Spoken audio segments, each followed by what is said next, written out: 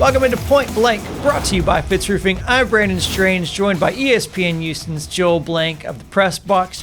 Joel, let's talk about this NFL Top 100 list because the NFL players voted for their Top 100 going into 2020, and the results are interesting to say the least. Let's get into it because Deshaun's rated 20th overall, J.J. Watt's 45, Laremy Tunsil's 66. Those are the only three Texans that made the Top 100.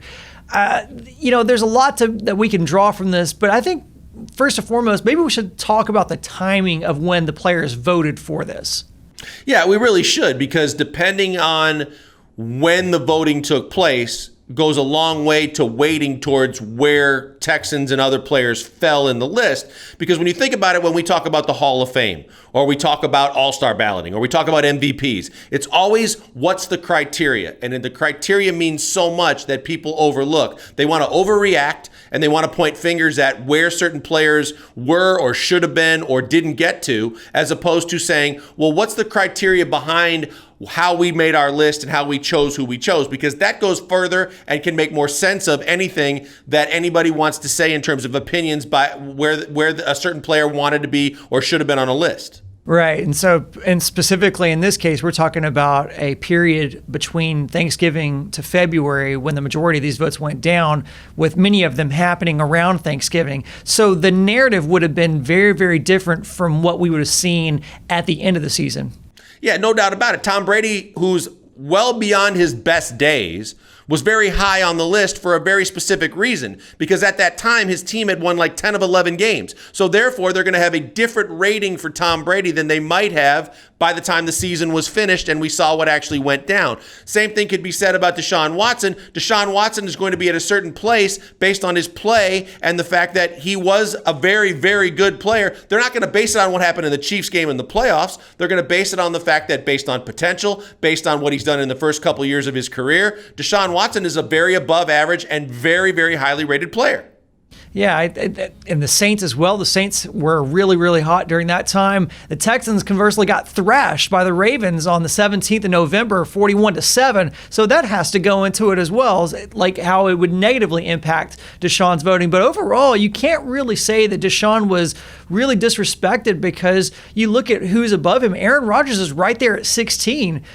Drew Brees was at 12. Tom Brady's at 14. So they're all very, fairly close together to one another in this list. So you can't by the really... way, fellas, here's the biggest thing that you should take away from this if you think that Deshaun got jobbed a little bit. You know who got jobbed? Patrick Mahomes. You know who was number one on this list? It wasn't Patrick Mahomes. It was Lamar Jackson. And yeah, Lamar Jackson was MVP, but when you compare the two in terms of their statistical achievements and their overall achievements in their careers to this point, as good as Lamar Jackson has been, Super Bowl champion, MVP, Patrick Mahomes, and he's not number one on the list? Come on.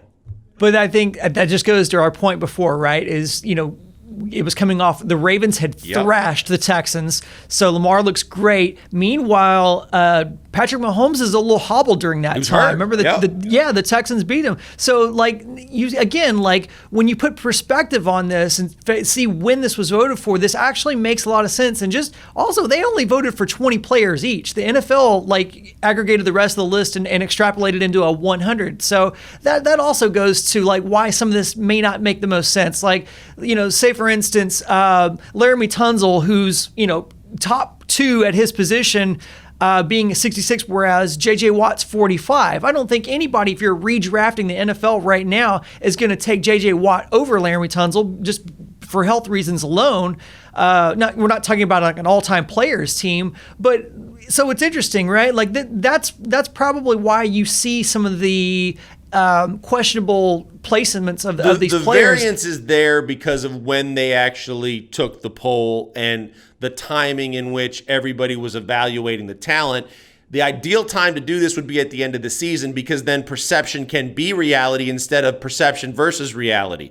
That's right. The bigger issue. And now you can get a great salacious headline out of it, and a lot of people are talking about it, as are we. So guilty for falling into this trap. But yeah, I mean, it does allow you to put out a list that's maybe a little bit more controversial. Well, and at the same time, Brandon, here's the bigger issue too. If you're a general manager and you're telling me that you get one choice at the top of the list of any player in the NFL, and tell me which general manager is actually going to take Lamar Jackson over Patrick Mahomes. At the same time, tell those general managers, hey, you have a pool of quarterbacks to pick from right now as they sit with their age and their abilities, and tell me that Deshaun Watson isn't going to be much higher on the list than where he falls.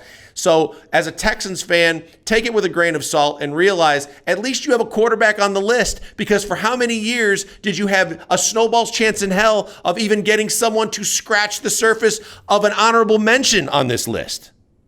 Yeah, and speaking of honorable mentions, the one player that was a former Texan that placed above all Texans players on this list was Hopkins at 8. So again, that's for another video on another day. But Joel, thanks for joining us. By the way, before we leave, I do want to say one thing. Shout out to our good friends at Fitz Roofing. They're phenomenal sponsors doing great things in Houston, Texas. If with the weather being rainy in the last couple of weeks, you have a leaky roof or you're thinking about putting a new roof on your business or your home, there's only one place to call. It's Fitz Roofing, FITZroofing.com or 832-521-3001, where you get a free no obligation inspection just for calling them today. Fitz Roofing, making a difference one home at a time.